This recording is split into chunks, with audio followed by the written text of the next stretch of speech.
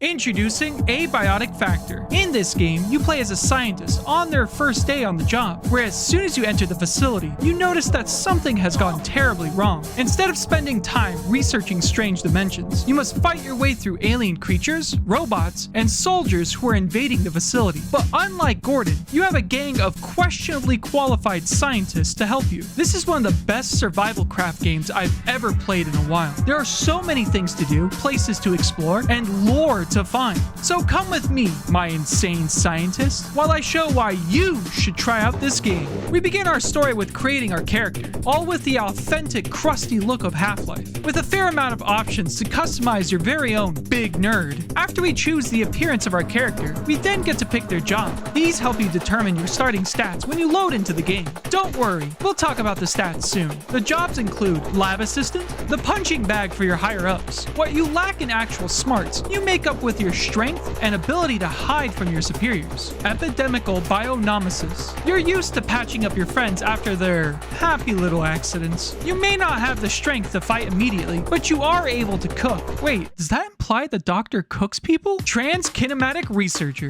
Do you want to be swole? Reading textbooks? Shh, I only use them as weights for these games. You can take a hit and swing pipes like a madman, but when things get tough, you can always use your backup plan, running away. Architectonic consultant. When applying for this job, you put Minecraft as your strongest skill, being able to craft and construct items much better than your peers. Photogenic botanist. Growing and planting things are your favorite hobbies, no matter what strange and wacky thing you find in other dimensions. You'll also argue to your fellow scientists that defecating yourself is necessary for your studies, and spend most of your time early game boiling water for your plants, because you already emptied out the water coolers for the 5th time. Somatic gastrologist. Just a super fancy way to say you're a cook. You love carrying a knife around with you to cut up alien bodies, then cause your friends to suffer from radiation poisoning from the highly irradiated meat you serve them, or experiment with different soups that you can create, which will always eventually lead to everyone consuming poop soup. Paratheoretical physicist.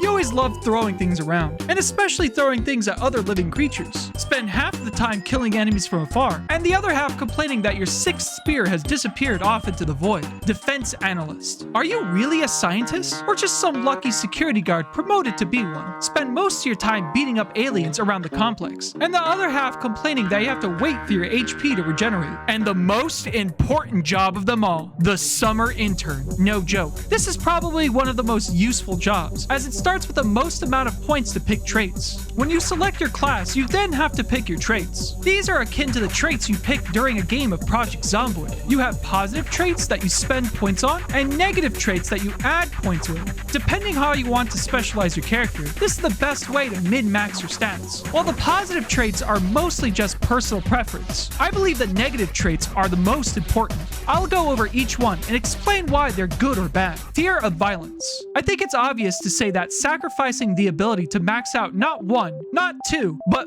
5 different skills just for 4 points is ridiculous. No matter what class you start with, all of them can max out their skills, so this trait will significantly reduce your capability in combat later on. Feeble. You're more prone to breaking bones, and your maximum HP is reduced by 25%. For plus 6 points, this skill is actually not that bad. If you are planning on staying back and away from danger, this is the perfect pick for you. When breaking bones, you get a speed debuff on your character, which can be healed faster when crafting a splint. Overall, I don't have much issue with this one. Narcoleptic. You grow tired 75% faster and are never fully rested. I initially thought that this was one of the worst traits to pick for just plus 6, as when your character is tired, you move slower and your vision is affected. But you technically can carry a bed around at all times, completely mitigating the downside of this perk. However, carrying a bed can be heavy, so factor that in when looting around the complex. Asthmatic. Lose stamina 40% faster for only 2 points. When you run around or even fight in this game, you spend stamina to do so, so losing it faster will make you both slower and ineffective in combat. Painfully obvious. You attract enemy attention 45% faster than others. From what I've played, sneaking in this game is not as needed as many of the other traits, so taking this is just an easy 3 points. If you're not planning on doing a stealth build, Hearty Appetite. You get hungry 60% faster than others. Because the facility is now locked off from the outside world, finding food can be a lot more difficult. Sometimes you may have to turn to more interesting types of food sources. Getting 3 more points just to spend more time cooking is not great at all. Dry skin. This is basically the same downside as Hearty Appetite trait, but at only 25% faster thirst gain. Gathering up fresh water takes time just like cooking. However, during the later half of the game, you can build water purifiers. And because you can carry a water bottle around with you, water will basically not be an issue at this point. Slower healer. Healing in this game takes time, which can sometimes feel like forever if you're trying to make your way through some enemies. Making your healing interval slower by 1.5 seconds will just make it take longer. Slow learner. You learn skills 20% slower and cannot learn recipes shared by others. If this was more than just 2 points, then maybe this could be a decent pick, but the downsides definitely outweigh the upsides. You can definitely find better options. Hemophilia. You are twice as likely to bleed from a wound and potentially quite severely. If you don't want to carry around bandages all the time, do not pick this. Other than that, it could be an okay pick. And finally, the single greatest negative trait in the game, weak bladder. As I've stated before when talking about the botanist, defecating without a toilet can actually be a big benefit, as now you can just use one plastic scrap to scoop it up and use it as fertilizer. And with restrooms scattered all around the facility, there is no reason not to pick this trait. The one small downside is after relieving yourself on your fellow scientist's bed, you can get the stinky debuff, which will make enemies notice you a lot easier.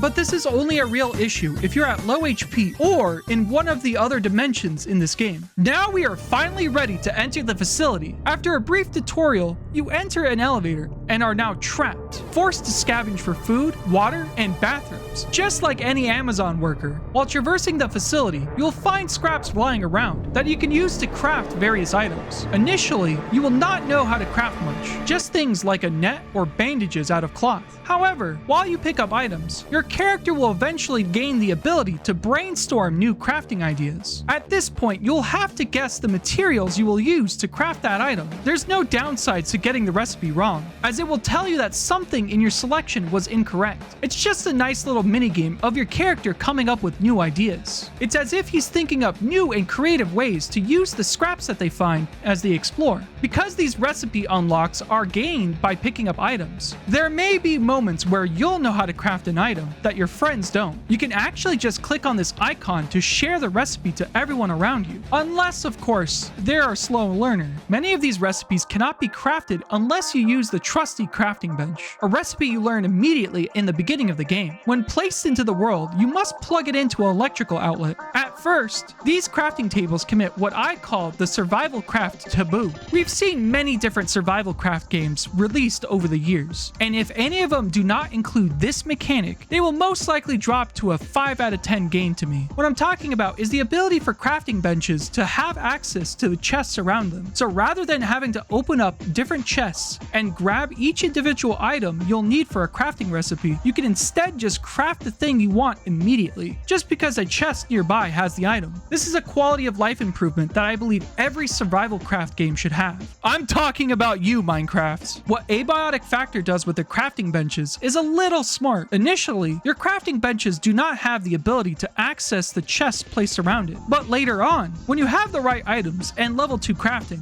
you can build an upgrade to your crafting bench that allows you to do so. This is not the only upgrade that you can get for your crafting bench. One allows you to build a heater on it to warm you up when the facility gets a little too cold. My favorite is the upgrade that allows your crafting bench to heal everyone around it, depending on the amount of healthy plants placed nearby. I honestly love the crafting system in the game. Exploring the facility to find new crafting materials, then being able to craft more powerful equipment over time is great. It gives you that nice steady progression needed in every survival craft game. After building a crafting bench and an energy brick, we can open these doors in the beginning and allow ourselves access to a much larger part of the facility. Here, we can find other survivors of the event who are all either cowering in fear in closets or office rooms, and others like this dumb security guard who refuses to do anything. Like, come on, man, you have so much supplies right behind you and you won't give us even a little bit of it? The most terrifying person is this guy, a scientist who will crawl towards you asking for food. If you give him food like steak, he will give you a random reward like staples or pens. But, oh my god, dude, do you have to crawl on the floor like that? He scares me half half to death every time he shows up. He will even sometimes just quickly crawl away at Mach speeds. Something really has gone wrong with this place. It is our job to find out what's going on and help fix the situation. Explore the facility and speak with these NPCs, listen to the holotapes, and read emails, and even explore other dimensions to piece together what exactly is happening and whose fault it really is. Initially, many sections of the facility will be locked off from the player, but as we explore, we will come up with new crafting ideas that will help us access these parts of the map. These areas look very unique from one another, providing whole new worlds to explore,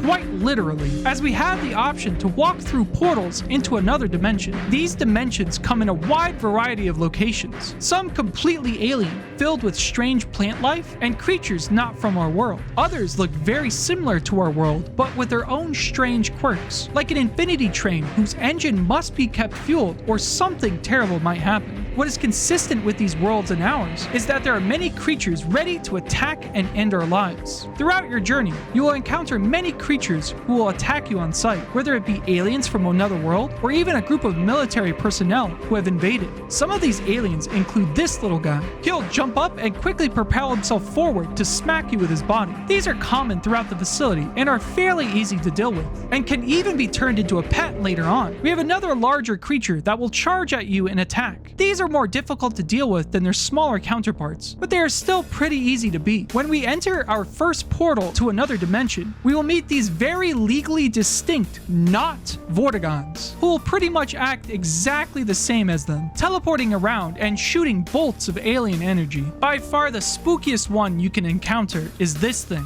It will not harm you, but it will stalk you throughout your playthrough. This creature will allow itself to be seen by one player in the game at a time, so when you're the first one to see it like I did, all of your friends will probably call you crazy. Alien creatures are not the only things that can hunt you down. The game actually has an in-game day and night cycle. When it's late enough, the facility will actually power down for the night, rendering all of your electronic devices useless, unless you craft yourself a battery to keep them on. One entity that roams during the night are the security robots. For some idiotic reason, these robots will attack anything they spot, whether it be aliens or even scientists. The reasoning being that when it's nighttime, no scientists should be working, so they didn't bother programming the robots to tell friend from foe. But don't worry, they are also designed to restock the soda machines. Finally, we have these military individuals, a rogue group of militants who are set to stop and destroy the facility, gunning down any scientists in their way. Funny enough, unless they're in large groups, these enemies are extremely easy to dispatch. With so many enemies ready to strike you down, it's only natural that you'll build yourself a base of operations to have some sort of safe haven. Almost every single object in the world can be broken down into either scraps or carried to your base. Simple furniture like plant pots can be packaged and picked up with ease. However, for others such as desks or couches, you will need a screwdriver. When packaging furniture like this, there is a chance you will break it instead, depending on how high your construction skill is. If you succeed, you can carry them over to your base to use them as furniture or even barricades. All of our exploration and loot hoarding would not be easy without our skills. Each player in Abiotic Factor is able to upgrade certain skills throughout their journey in the facility. These are separated into categories of fitness, combat, and crafting. In the fitness tree, we have sprinting, strength, throwing, and sneaking. Sprinting can be leveled up by, well, sprinting. The strength skill is very important for both loot goblins and blunt melee builds. To level up the skill, you must be either partially or very encumbered. Then simply walk around and you'll see yourself slowly gaining experience. My advice is that when you're at your base doing random etc. work, you should make yourself heavily encumbered, just so you're gaining experience as you do little jobs. The throwing skill is trained by simply performing any throw action,